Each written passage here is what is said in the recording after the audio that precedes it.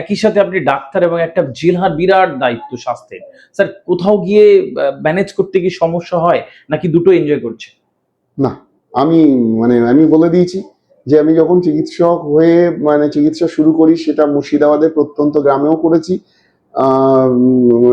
রায়গঞ্জের মতো জেলাতেও করেছি, বসিরহাটেও করেছি এবং বারাসাতে করছি। তো এটা হচ্ছে প্রত্যেকটা দিনকে আমার নতুন করে যুদ্ধ শুরু করি। আজকের দিনটা গেল, কালকে আবার নতুন করে যুদ্ধ, স্যাচুরেটেড হওয়ার কোনো জায়গা নেই। এবং প্রত্যেকটা অনুভূতিগুলোকে আমি খুব ভীষণ রকম এনজয় করি। গত কালকের একটা অভিজ্ঞতা শেয়ার করি। সেটা হচ্ছে সিসিউতে আমাদের 17 নাম্বার বেডে একটি বয়স্কা ভদ্রমহিলা খুব সংকটজনক অবস্থায় ছিল, প্রেশার ছিল, সুগার ছিল, লাংসের অবস্থা খুবই খারাপ, শ্বাসকষ্ট ছিল, হার্টের অবস্থাও ভালো না, কিডনির অবস্থাটাও খুব একটা সুবিধা ছিল না, ক্রিয়েটিনিনটা একটু বাড়ছিল, সব মিলিয়ে যথেষ্ট সংকটাপন্ন ছিল। ওয়ার্ড থেকে আমরা নামালাম, নামিয়ে সিসিউতে 17 নম্বর বেডে ছিল এবং পেশেন্টের বাড়ির লোক প্রায় ধরেই নিয়েছিল যে যাত্রা হয়তো ফিরবে না। তো গত পরশু দুটো বয়স্ক দুজন ভদ্রলোক এসছেন আমার ঘরে, তার 3টে সাড়ে 3টে বাজে। তো আমি বললাম কি ব্যাপার, কি কিছু বলবেন? বললো ডাক্তার আপনার সাথে একটু দেখা করতে এসেছি। আমি কেন? বললো আমি 17 নম্বর বাড়ির যে ছেলেটি সে, আর বললো ইনি সুদূর সৌদি থেকে এসছে, সৌদি আরব থেকে এসছে। আমি বললাম কেন, কিছু পেশেন্ট দেখতে এসছেন? বললো ডাক্তারবাবু পেশেন্ট তো দেখে এসছি আমি, এখন তো অনেক উনি সুস্থ, আমারই আত্মীয় হয়। আমি আরবে বসে শুনেছি ওনার কি পরিমাণ চিকিৎসা চেষ্টা করছেন এবং আপনার মাধ্যমে এটা হচ্ছে। এবং আমি কিছু যদি মনে না করেন, আমি একটু একটা জিনিস নিয়ে এসছি আপনার জন্য।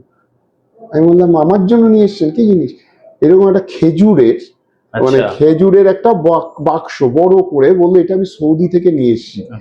আমি ওখানে আমি রুগীর জন্য দোয়া করেছি, আপনার জন্য দোয়া করেছি, এবং আমি ওইখান থেকে আপনার জন্য এটা নিয়ে এসেছি। আপনি যদি কিছু মনে না করেন, এটা আপনার হাতে আমি দিচ্ছি। রুগীটার গতকাল ছুটি দিয়েছি। তো আমি জানি না ওই খেজুরের আমার মূল্য কোনো টাকায় হয় কিনা, এটা অমূল্য। একদমই স্যার। স্যার তারপরেও কিছু মানুষের সরকারি হসপিটাল নিয়ে একটা ক্ষোভ থেকে যায়, আপনি এটাকে কিভাবে ব্যাখ্যা করবেন স্যার? অধিকাংশ জায়গায় না ক্ষোভের একটা প্রধান কারণ হচ্ছে না ঠিকঠাক কমিউনিকেশন হয় না। অর্থাৎ আমি একটা রুগীকে দেখলাম, তার বাড়ির লোককে ঠিকঠাক করে বুঝিয়ে বলা যে সেই রুগীটা এই অবস্থা, এই চেষ্টাটা আমি করছি, এর এই পর্যন্ত গিয়ে হতে পারে, বা আমার এখানেই চেষ্টা করে তাকে আমরা সুস্থ করতে পারি, আপনাকে শুধু এদিক ওদিক দৌড়তে হবে না। তো এইভাবে যদি আমি বাড়ির লোকের সাথে 2 মিনিট কথা বলি, তারা কিন্তু এই অ্যাসুরেন্সটা দিই, বা তাকে যদি বুঝিয়ে বলি, এই ক্ষোভের 99% কিন্তু মিটে যায়। ঠিক এইখানটাতে কিন্তু এই যে আমরা বলি, এই যে আমাদের যে নতুন জেনারেশন হচ্ছে, কথা বলতে পারে, আমাদের মতে তো কথা বলে না। ঠিক তারা এমন নয় যে কাজ করছে না, তারা সবাই কাজ করছে, ঠিক মতোই কাজ করছে, কিন্তু সেইটা গিয়ে অনেক ক্ষেত্রে পেশেন্ট পার্টি পর্যন্ত পৌঁছচ্ছে না, যার ফলে একটা গ্যাপ তৈরি হয়ে যাচ্ছে। এই কমিউনিকেশন গ্যাপটা থাকার কারণে ক্ষোভেরও তৈরি হচ্ছে। ঠিক অত্যন্ত সুন্দরভাবে বুঝিয়ে বলেন। আমাদের দর্শকদের একটা প্রশ্ন ছিল, যে ইন্টারনাল ভোটিং সিস্টেম হয়, সেখানে কিছু দর্শক আমাদের এই প্রশ্ন রেখেছে যে আসলে এইটা কেন হয়। আমার মনে হয় এরপরে আর দর্শকদের কোনো সেরকম কোনো অভিযোগ থাকবে না যে কেন আসলে এটা হয়। স্যার আমি আপনাকে একটু ব্যক্তিগত দিকে চাই স্যার, অবসর কি মেলে, কিভাবে কাটান? আমার একটা অদ্ভুত আছে, আমি ইউজুয়ালি হাসপাতাল থেকে 9:30 10টা রাত আমি বাড়ি যাই, এবং আমার একটা অদ্ভুত সিস্টেম করা আছে। বাড়ি যাই শুধু নয় যে বাড়ি গেলাম ব্যাস চান টান করে খেয়ে দিয়ে শুয়ে পড়লাম, ব্যাপারটা তা থাকে না।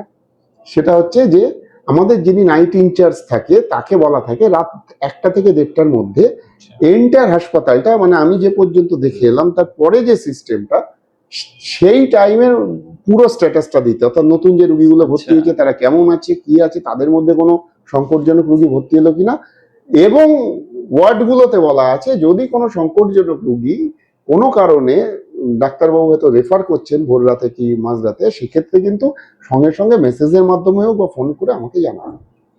এটা অনেক ক্ষেত্রে মনে হতে পারে যে এটা কি করে সম্ভব। আমি বলবো যে আমার ক্ষেত্রে সম্ভব হয়েছে, এটা আমি অলরেডি এইটা হ্যাবিচুয়েটেড হয়ে গেছি আমি এটাতে, এবং এটাতে বহু মানুষ উপকার পেয়েছে এবং বহু প্রাণ বেঁচে গেছে। এবং এইটা যদি বলেন, এটাকে আমি সত্যি কথা বলতে কি জীবনেরই একটা পার্ট হিসেবে ধরেছি, আলাদা মানে আপনার অবসর এইটাই বলতে পারেন, এদেরকে নিয়েই অবসর, যে এই মানে ফিলিংসটা নিয়ে আমি খুব ভালো থাকি।